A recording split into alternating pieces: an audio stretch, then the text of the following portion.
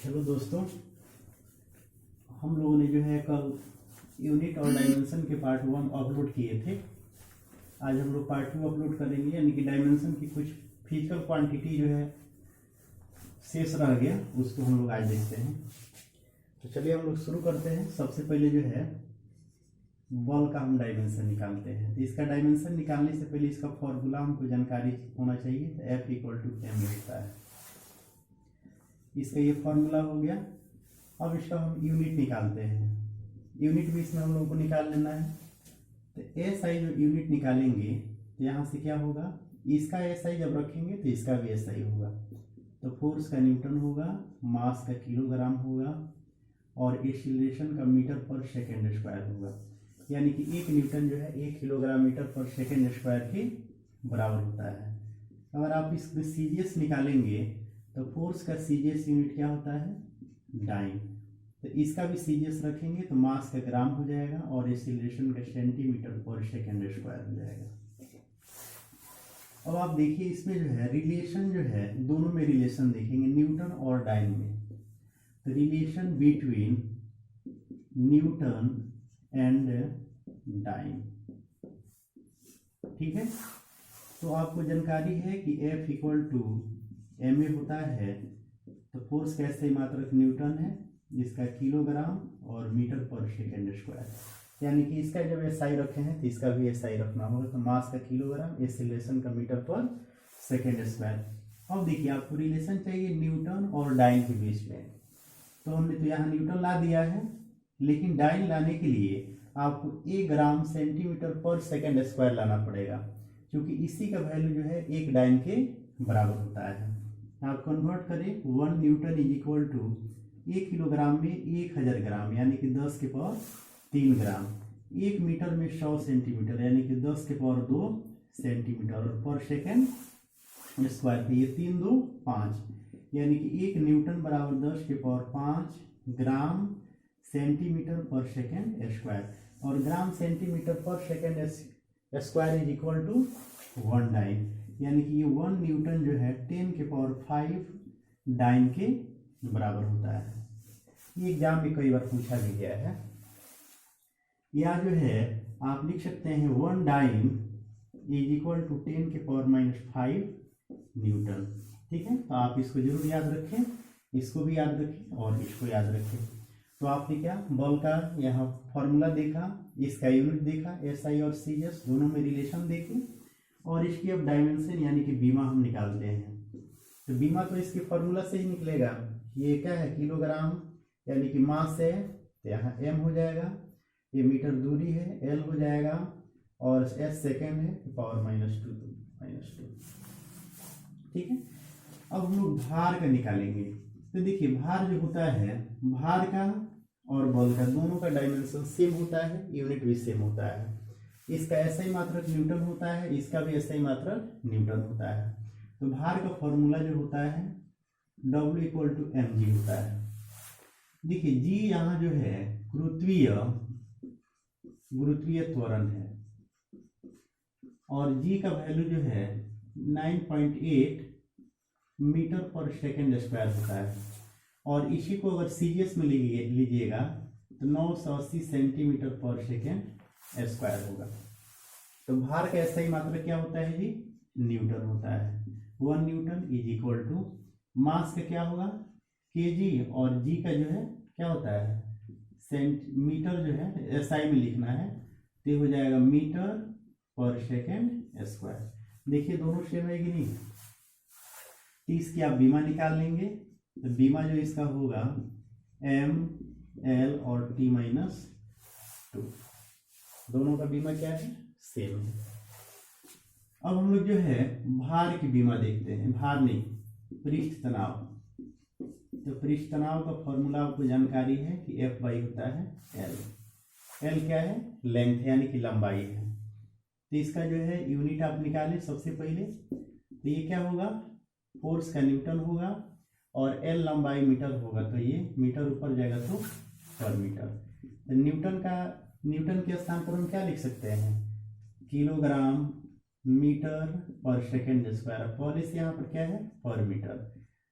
तो देखिए इससे ये क्या होगा, कैंसिल हो जाएगा, ये हो जाएगा किलोग्राम पर सेकेंड स्क्वायर। तो इसकी बीमा आप लिख सकते हैं m L0 और t-2। अब आवृत्ति का देखिए, आवृत्ति का जो सिंबल होता है n = 1/t, इसका फॉर्मूला होता है, आप पढ़े होंगे आवृत्ति और आवर्तकाल दोनों का प्रोडक्ट एक होता है। तो इसका सिंबल क्या होगा, इसका आप यूनिट निकालिएगा आवृत्ति का, तो क्या हो जाएगा 1/, टाइम पीरियड का सेकंड होता है ये पर सेकंड, और पर सेकंड इक्वल टू 1 हर्ट्ज के इक्वल होता है, पर सेकंड को ही हर्ट्ज कहा जाता है। तो इसकी बीमा क्या हो जाएगी m0 L0 और t-1। ठीक है, नेक्स्ट हम लोग देखते हैं गुरुत्वीय त्वरण और सार्वत्रिक गुरुत्वाकर्षण नियतांक, जो बहुत ही मस्त है, ये एग्जाम में कई बार पूछा गया है। इसकी डायमेंशन को हम लोग निकालने का प्रयास करते हैं काफी इजी भाषा में। तो देखिए, आपको जानकारी है कि जो गुरुत्वीय त्वरण है, गुरुत्वीय त्वरण, इसको हम लोग स्मॉल g से रिप्रेजेंट करते हैं, और g का जो वैल्यू होता है 9.8 मीटर पर सेकेंड स्क्वायर। देखिए g जो है एक प्रकार का त्वरण है, तो इसका यूनिट जो होगा मीटर पर सेकेंड स्क्वायर। इसकी यूनिट क्या है, मीटर पर सेकेंड स्क्वायर। तो बीमा तो आसानी से आ जाएगा। m0 मास इसमें नहीं है, l है, और t-2। अब हम लोग आते हैं सार्वत्रिक गुरुत्वाकर्षण,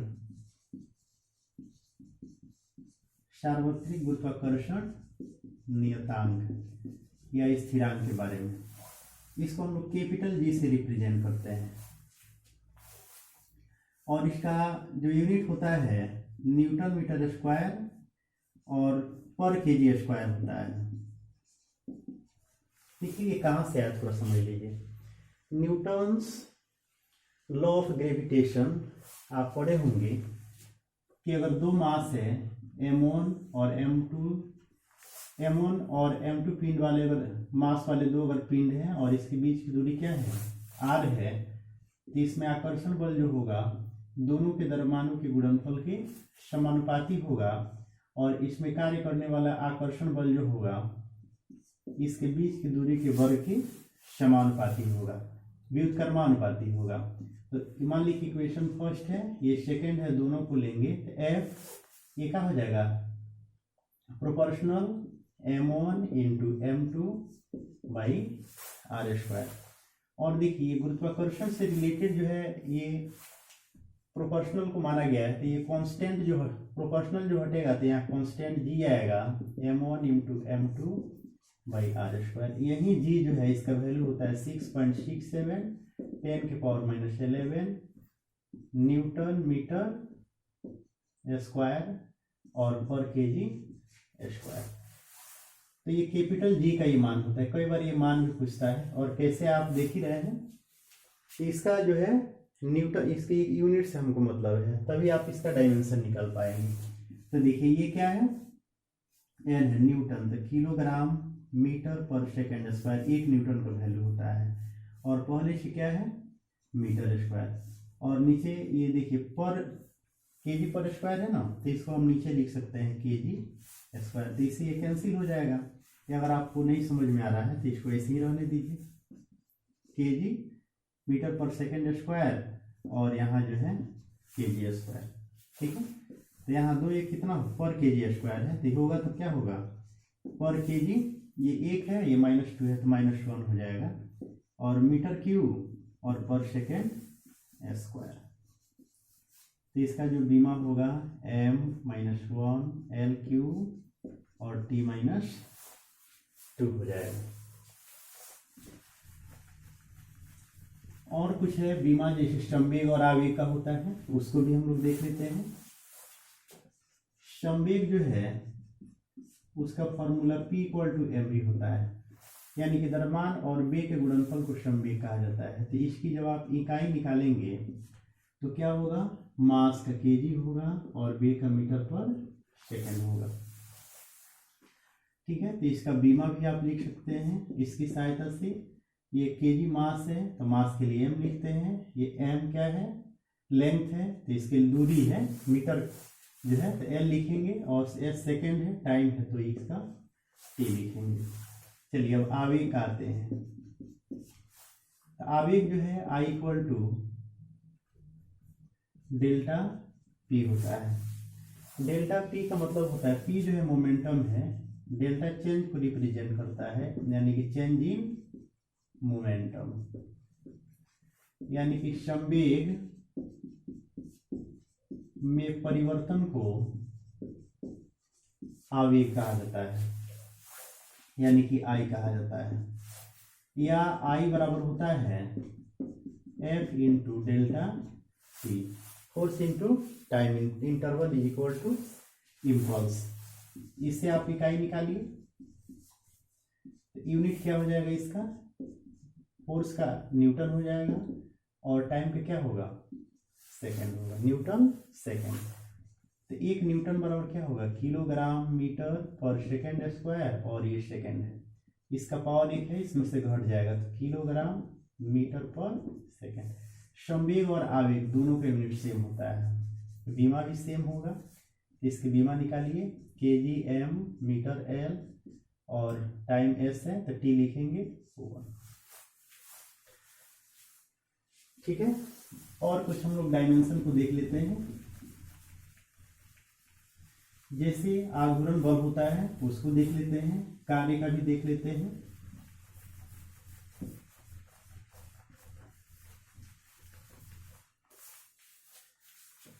चलिए, कार्य जो होता है इसका फॉर्मूला क्या है, तो कार्य बराबर होता है बल गुणे विस्थापन, यानी कि W बराबर F इंटू एस होता है। अगर विस्थापन जो है अगर थीटा कोण के साथ हो तो वर्क बराबर force into displacement into cos theta हो जाएगा। अगर एंगल के साथ डिस्प्लेसमेंट होता है तो इस पर याद रखेंगे। अब इसकी इकाई हम निकालेंगे, तो एसआई में निकालिएगा, यहां से देखते हैं एसआई में निकालेंगे तो फोर्स का क्या, देखिए कार्य का सही मात्रा क्या है, जूल है, तो यहाँ लिख देते हैं 1 जूल। इसके स्थान पर कार्य का, बल का क्या होगा न्यूटन, और विस्थापन का क्या होगा मीटर। 1 जूल जो है 1 न्यूटन मीटर के बराबर होता है, यानी कि 1 जूल किसको कहेंगे, जब किसी पिन पर 1 न्यूटन का बल लग करके उस पिन को 1 मीटर डिस्प्लेस कर देगा तो किया गया कार्य क्या होगा 1 जूल होगा। 1 जूल 1 न्यूटन मीटर के इक्वल होता है, या 1 जूल इक्वल टू 1 न्यूटन बराबर क्या होगा किलोग्राम मीटर पर सेकेंड स्क्वायर। आप वाले से क्या है मीटर, तो 1 जूल जो है 1 किलोग्राम मीटर स्क्वायर पर सेकेंड स्क्वायर के बराबर होता है। ठीक, अब इसका सीजीएस अगर आप देखेंगे तो यही से निकालिए, कार्य का सीजीएस मात्रा क्या होता है, और तो 1 और इज इक्वल टू, यहाँ रखिए फोर्स का क्या होगा डाइन होगा, और 1 सेंटीमीटर, विस्थापन जो है सीजीएस सेंटीमीटर हो जाएगा। तो 1 और इज इक्वल टू 1 डाइन क्या हो जाएगा 1 ग्राम सेंटीमीटर पर सेकेंड स्क्वायर, और पहले से सेंटीमीटर, तो 1 और is equal to 1 gram centimetre square पर सेकेंड स्क्वायर। ठीक है, अब आप रिलेशन देखेंगे, रिलेशन बिटवीन जूल एंड अर्ग। तो यहां से हम लेते हैं 1 joule equal to 1 newton metre, तो 1 joule equal to 1 newton metre होगा, तो 1 किलोग्राम न्यूटन मीटर और सेकेंड स्क्वायर ये मीटर हो जाएगा। तो 1 जूल बराबर 1 किलोग्राम मीटर स्क्वायर पर सेकेंड स्क्वायर। अब देखिए अर्ग में आना है, तो अर्ग आना है तो हमको इतना लाना पड़ेगा, तो 1 joule equal to 1000 gram, 1 kilogram 1000 gram, 10 के पावर 3, 1 मीटर में 100 सेंटीमीटर, तो 10 के पावर स्क्वायर करेंगे तो 10 के पावर 4 सेंटीमीटर स्क्वायर पर सेकेंड स्क्वायर, 1 जूल बराबर 4 3 7, और ग्राम सेंटीमीटर स्क्वायर पर सेकेंड स्क्वायर इक्वल टू क्या, और यहाँ पर अर्ग जाएगा, ठीक है, या एक अर्ग जो है 10 के पावर -7 जूल के बराबर होगा, ठीक है। अब इसकी आप बीमा निकाल सकते हैं, इसका जो बीमा होगा आप आसानी से कर पाएंगे, इसी से निकालिए। तो किलोग्राम क्या हो जाएगा, मीटर एम हो जाएगा, और केजी का एम होगा मतलब द्रव्यमान का, और दूरी है तो इसका हो जाएगा एल स्क्वायर, और समय टी है पावर -2। ध्यान रखेंगे कार्य का ये जो बीमा है, यही बीमा किसकी होती है, ऊर्जा की भी होती है, ठीक है। अब एक और देख लें, बल आघूर्ण बराबर होता है बल आघूर्ण होता है आघूर्ण भुजा, ठीक है। तो इसकी जो है अगर आप इकाई निकालेंगे तो बल का न्यूटन और भुजा यानी कि मीटर, तो न्यूटन बराबर 1 kg मीटर पर सेकेंड स्क्वायर और मीटर, तो 1 kg मीटर स्क्वायर पर सेकेंड स्क्वायर, ठीक है। तो बल आघूर्ण की बीमा आप लिख सकते हैं, क्या होगा, एम एल स्क्वायर और टी -2, ओके। अब नेक्स्ट हम लोग जो है कुछ बचा हुआ है पावर यानी कि शक्ति की जो है बीमा देख लेते हैं, शक्ति की बीमा क्या होगी।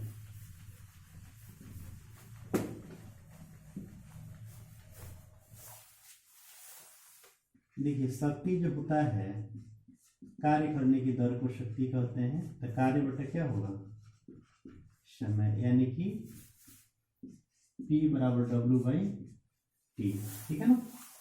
अब इसका आप यूनिट अगर निकालेंगे तो ये क्या होता है, शक्ति का यूनिट वाट होता है, तो 1 वाट इक्वल टू वर्क का क्या होगा जूल, और नीचे सेकंड, 1 वाट जो है 1 जूल पर सेकंड के बराबर होता है, या 1 वाट इक्वल टू 1 जूल बराबर क्या होता है 1 किलोग्राम मीटर स्क्वायर पर सेकेंड स्क्वायर, और ये क्या है पर सेकेंड, तो 1 watt equal to 1 kilogram metre square पर क्यूबिक सेंटीमीटर, ये चीज हो गया। तो इसकी बीमा आप लिख सकते हैं, केजी का होगा एम एल स्क्वायर और टी -3, ये हो गया। एक और हम लोग देख लेते हैं कार्य और ऊर्जा का, ठीक है ना। तो कार्य ऊर्जा ये तो हो ही गया है, गति ऊर्जा स्थितिज ऊर्जा, ये सब का सेम होगा, जो कार्य का है वही ऊर्जा का होता है, वही गतिज ऊर्जा का होता है, वही स्थितिज ऊर्जा का होता है। इसको देख लेते हैं, गतिज ऊर्जा यानी कि के बराबर होता है हाफ mv², इसका आप यूनिट निकालेंगे, तो निकालेंगे तो क्या होगा, ये ऊर्जा है तो ऊर्जा क्या होता है जूल होगा, माने गति कोई भी है तो ऊर्जा ही है, तो इसका जूल होगा, और इसका इस खाली हमको यूनिट्स मतलब है, तो ये क्या होगा एम क्या है मास है, तो ये केजी होगा, और ये बेग है तो बेग का मीटर पर सेकेंड है, इसके स्क्वायर है स्क्वायर, 1 जूल बराबर 1 किलोग्राम स्क्वायर होगा, तो मीटर स्क्वायर पर सेकेंड स्क्वायर। आ रहा है कि नहीं आ रहा है। इसकी अगर आप बीमा निकालेंगे, 1 जूल बराबर आप पढ़े हैं 1 किलोग्राम मीटर स्क्वायर पर सेकेंड स्क्वायर के इक्वल होता है, वही चीज यहाँ आ रहा है, तो इसकी बीमा निकालेंगे तो सेम ही आएगा एम एल स्क्वायर और टी -2, जो आपको बताए हैं कार्य का यही बताए हैं, ऊर्जा का यही बताए हैं, और गतिज ऊर्जा का भी यही आ रहा है। स्थितिज ऊर्जा का भी वही होगा, कैसे होगा तो देख लीजिए, स्थितिज ऊर्जा यानी कि potential energy equal to M G H, M क्या है मास है यानी कि द्रव्यमान है, जी क्या है तो ये जो है गुरुत्वीय त्वरण यानी कि एक्सीलरेशन, और h क्या है, ऊंचाई है यानी कि हाइट है। तो इसका यूनिट आप निकालें, इसका यूनिट क्या हो जाएगा, ऊर्जा है तो यहाँ जूल लिखेंगे, और m का क्या है, मास यानी केजी है। g का वैल्यू कितना होता है, 9.8 मीटर पर सेकेंड स्क्वायर एसआई में, तो मीटर पर सेकेंड स्क्वायर इसका यूनिट हो गया। और h है तो हाइट किस में होता है, मीटर में, तो 1 जूल जो है 1 kilogram metre metre metre square पर सेकेंड स्क्वायर। सेम आ रहा है कि नहीं आ रहा है, तो इसका भी जो बीमा होगा ये हो जाएगा ml² और t-2। तो ध्यान रखिएगा, कार्य ऊर्जा, गतिज ऊर्जा और स्थितिज ऊर्जा, ये चारों का जो डायमेंशन, यूनिट सब क्या होता है, सेम होता है। एक और हम यहाँ बता देते हैं डायमेंशन, जो बच रहा है उसको भी देख लेते हैं।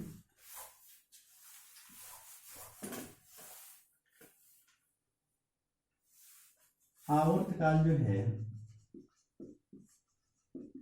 फिर क्या होता है, इस वजह से आसान है, n into T equal to 1, यानी कि आवृत्ति और आवर्तकाल इक्वल टू 1, तो t बराबर 1/n। n का क्या होता है, आवृत्ति का पर सेकेंड, तो ऊपर जाएगा तो क्या होगा, सेकेंड। इसका बीमा तो आसानी से लिख सकते हैं, m0 l0 और t1, ठीक है। या अगर आप t आवर्तकाल t बराबर होता है, दूसरा फॉर्मूला L/g, तो L क्या है, मीटर है, केवल हम यूनिट ले रहे हैं, और g क्या होगा, मीटर पर सेकेंड स्क्वायर। इससे कैंसिल हो जाएगा, 1/सेकेंड स्क्वायर, तो ऊपर जाएगा तो क्या होगा, सेकेंड स्क्वायर, और रूट में से निकलेगा तो क्या होगा, सेकेंड। ओके, नेक्स्ट हम लोग अगले वीडियो में देखेंगे, यानी कि डायमेंशन अब खत्म हो गया, कुछ नए चैप्टर के साथ हम आगे बनाएंगे।